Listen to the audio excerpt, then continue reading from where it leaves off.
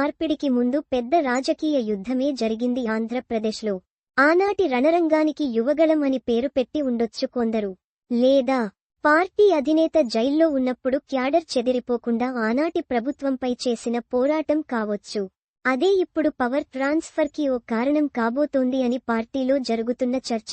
ఇప్పుడు కాకపోతే ఇంకెప్పుడు అంటారో, లేదా ఇప్పుడే ఎందుకు అని అంటారో తెలీదుగాని ఈ మహానాడులో ఏదో ఒక నిర్ణయం అయితే రాబోతోందని చెబుతున్నారు. మహానాడు ప్రతిపక్షంలో ఉన్నప్పుడు ఆగింది లేదు, అధికారంలో ఉన్నప్పుడు మిస్ అయింది లేదు. ప్రతి మహానాడు చరిత్రలోకి ఎక్కేలాగే జరిగింది.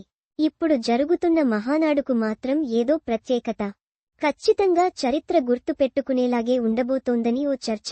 ఇంకా సమయం ఉందని చెప్పడం లేదో, ఇంకా సమయం ఉందనుకున్నారో గాని మొత్తానికి సంథింగ్ ఈజ్ హ్యాపెనింగ్.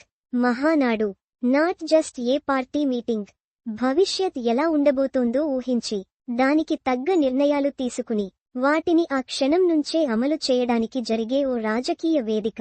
4 మాటలు, నలుగురి ప్రసంగాలు ఉంటాయని ఏ కార్యకర్త అనుకోడు. భవిష్యత్ కార్యాచరణ కోసం ఓ నిర్దిష్ట ప్రణాళికను తీసుకొస్తారనే ఖచ్చితమైన నమ్మకంతోనే సగటు కార్యకర్త బయల్దేరుతాడు మహానాడుకు. నిజానికి ప్రతి మహానాడు ప్లానింగ్ ఇలాగే ఉంటుంది. మరి ఈసారేంటి ప్రత్యేకత? అదే చెప్పుకోబోతున్నాం.